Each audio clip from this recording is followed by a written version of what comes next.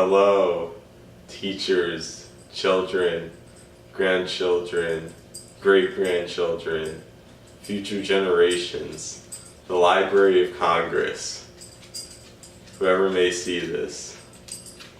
I'm Evan Collins. You're too stiff. Let's do it again. No. You're stiff. Relax and don't talk like a robot. No, just stay out of this. Stay out of this. Alright, I'm turning the light out in the back. Oh my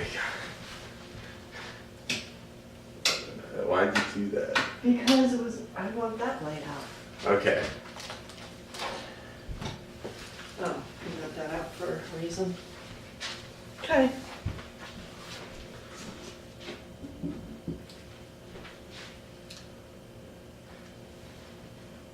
Now I gotta walk in again.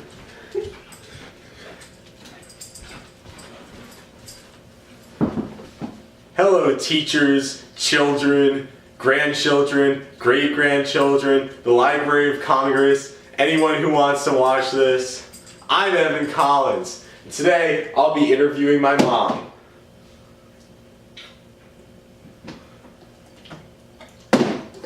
This is where you come in. Oh, hi! Hi, everybody.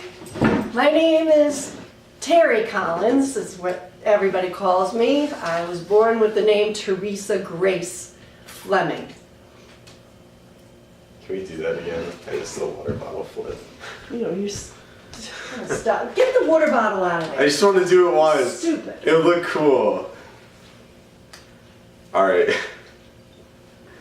Today I'll be interviewing... Now you really gotta start doing it again. Drink your water. Today I'll be interviewing my mom. Oh my god. Oh, give it up. I don't want to, we're not going to be eating dinner till 9 now. Today I'll be interviewing my mom. Today I'll be interviewing my mom. Oh my god. Today I'll be interviewing my mom. I swear I Give it up. practiced. Today I'll be interviewing my mom. Today I'll be interviewing my mom. Okay, you can come in now. No, do it right. I did it right. Ah, well, hello, everybody. I'm coming with my doggy. Hi, I'm Terry Collins. My birth name was Teresa Grace Fleming. Hi, Ed. Hello, Mom. So, the purpose of this is to interview you, and I was tasked with asking you some questions about your life, and I had to choose an individual whose life was almost completely different than mine. Which You know, one is? I know you're my mother, and we spent a lot of time together, but I feel like before I was born, your life was definitely a lot different than what mine was. Mm-hmm. One thing I don't really know about you is really what you were like growing up, or what your childhood was like and stuff along those lines. All I know is really what the pictures tell me. This is you Show the camera. around, I don't know. How old That do you was think my you are? college graduation picture Okay, that was your college graduation, of and 1982. I was all I graduate really know of is 82. you were big into the color guard. There's you. You can't really see that, but that's color guard. I'm not color guard. I was a twirler. Okay. Something you learned. Yeah, you learn something new every day. Okay. And I know you're a good swimmer. You set a lot of school records. You set a new pool and team record with a time of 2 minutes and 39 seconds in 1975, I think. And I was in 75. I was 15. Yep, here's you. I was about 9 years old there. No, this is when you were 15. This Oh, was in 15. 1975. Okay, I was 15. Yep, But so show it to the camera. you can't see.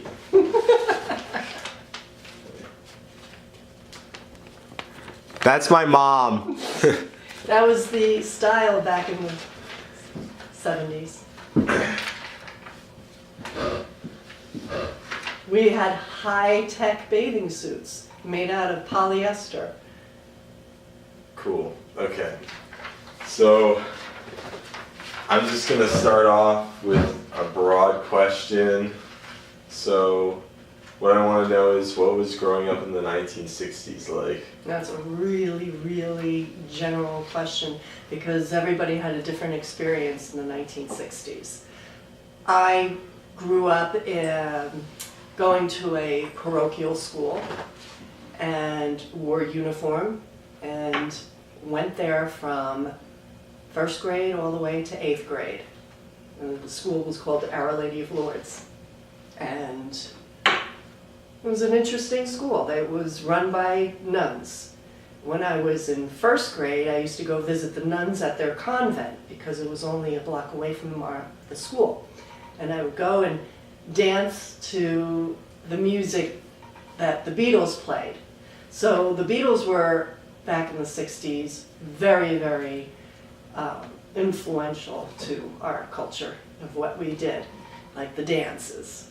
So we would do the twist and all that, and I was very much brought up on the Catholic side of the family. So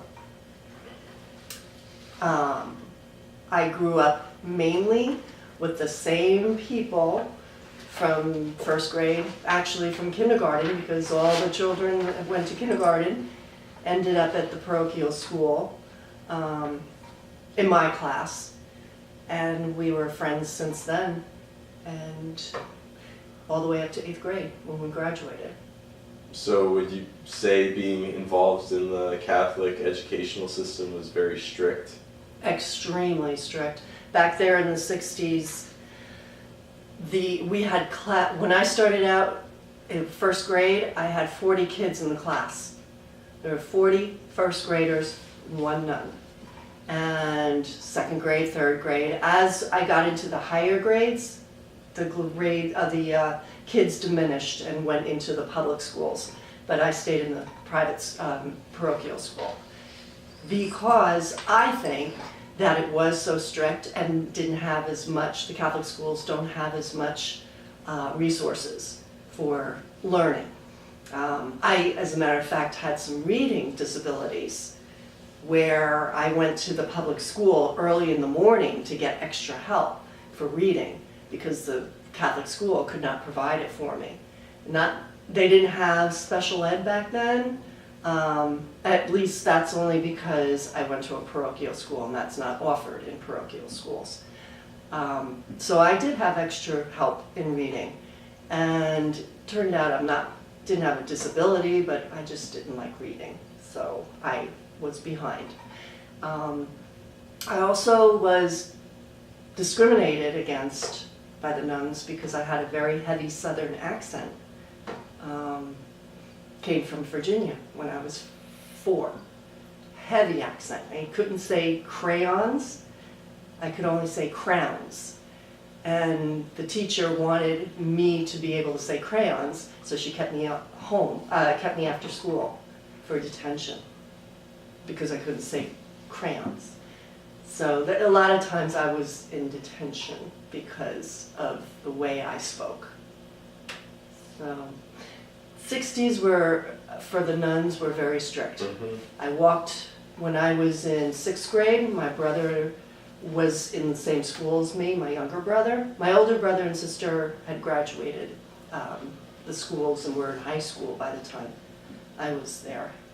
And my younger brother, I walked into his class one time to give a note to the teacher, and the teacher had one child tied to the seat because he would get up too much. My brother was coughing too much, so he had tape on his mouth. These are things that go on back in the 60s. They also allowed paddling too. I had one friend, he was in my class, he wet his pants, and the teacher took his pants off, put him on the heater, and he wore his underwear the whole time. Wow. That was first grade though, but still. we never forgot that. And you can imagine how much that must have affected him. So the 60s were tough for me growing up in the Catholic school system. So would you say it kind of continued like that into high school, or did it change? Was high school different? Like, High school was a major culture shock to me because I didn't wear a uniform. I went to a public high school. I went to Jonathan Dayton High School in Springfield, New Jersey. And wow, it was a big change. Joined the band, and I was a twirler. And I tried out as a twirler in 8th grade, and all my girlfriends also did, and I was the only one that was who became a freshman that was a twirler that young. They never ever had a freshman twirler, but I was good, so. Yeah, high school was a complete different thing. Went on the bus to school, and I enjoyed meeting all these new friends, where when I was in the parochial school, I only knew the kids from first grade all the way up to 8th grade. Didn't know any of the public school kids. So it was nice to be able to fit in with people that I knew.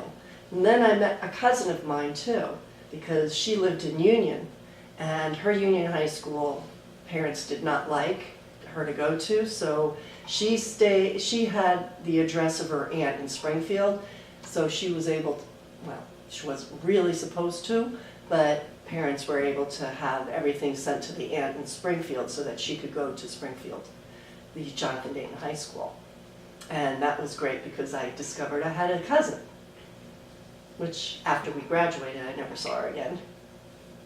So, would you say you had fun in high school? I did. I had a fun time in high school. I also worked. I had a bike route, a paper route on my bike, and did that every day after school. And then after I got to my junior year, I started working. I quit band and started working at the bakery, and I worked almost every night at the bakery. As long as my grades didn't go down, I stayed working at the bakery, which I was fine with, and it was great because I was able to save up for a car and a TV for my room. So you worked a lot, but was there anything you did with your friends that was kind of like your favorite thing to do or do alone, just to take the stress off? I had a boyfriend freshman year, and the senior guy. all the way to senior. So when I was a freshman, he was a junior. Oh, okay. And then when I graduated high school, he didn't go to college. He was studying to be an apprentice for woodworking, and did very well. When I went to college, we questioned our relationship, so kind of drifted apart once I was in college, and dated all different kinds of guys, which was nice. But in high school, I kind of pretty much was with him and didn't hang out too much with my friends as much as which definitely was something that I thought was fun at the time. Did you go to prom with him? No. So I would have, if I could do it all over again, I wouldn't have,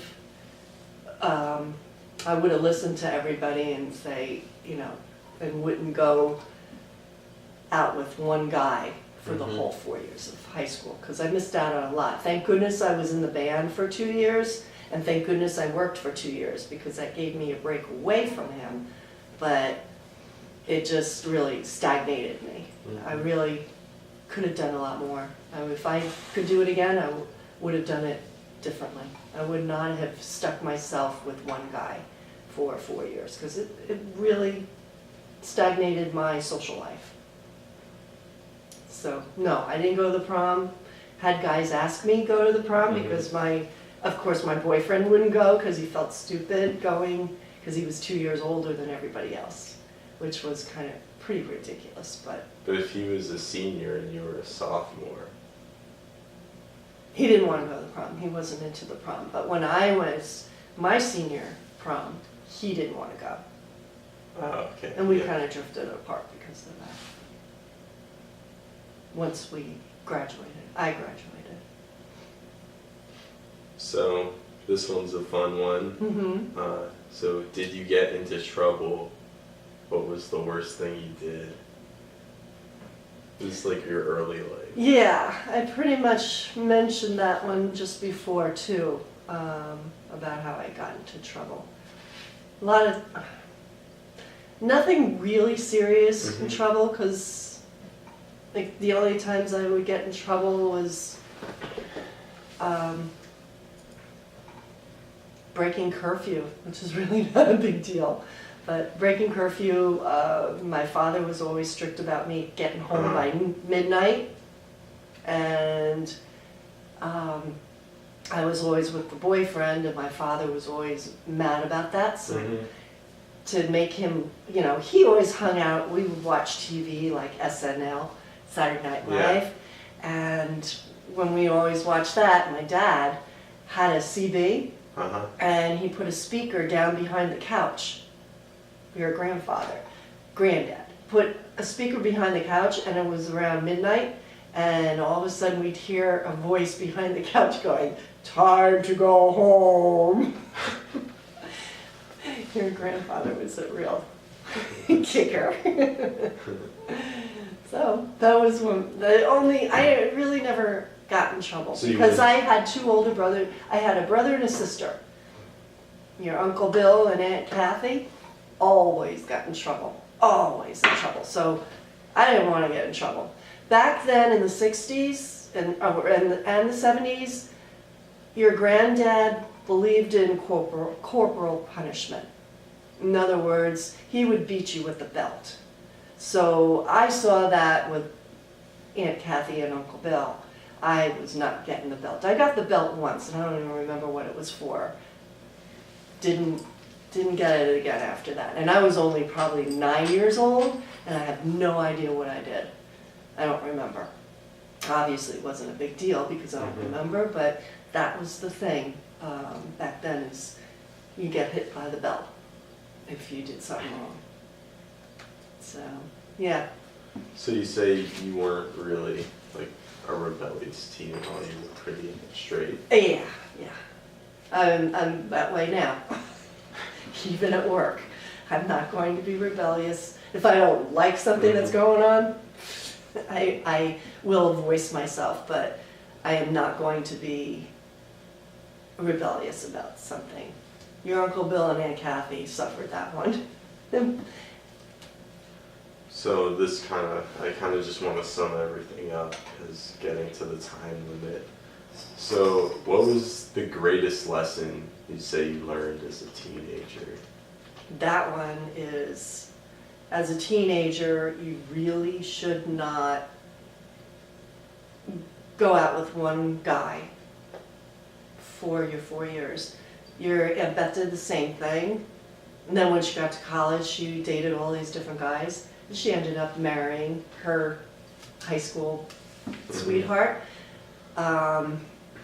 But it was a good lesson for both of us, because once we got out of high school, we really got to know what we wanted. In high school, you really don't want to date just one guy or one girl. You want to experience high school and enjoy it. And some people had a great experience in high school.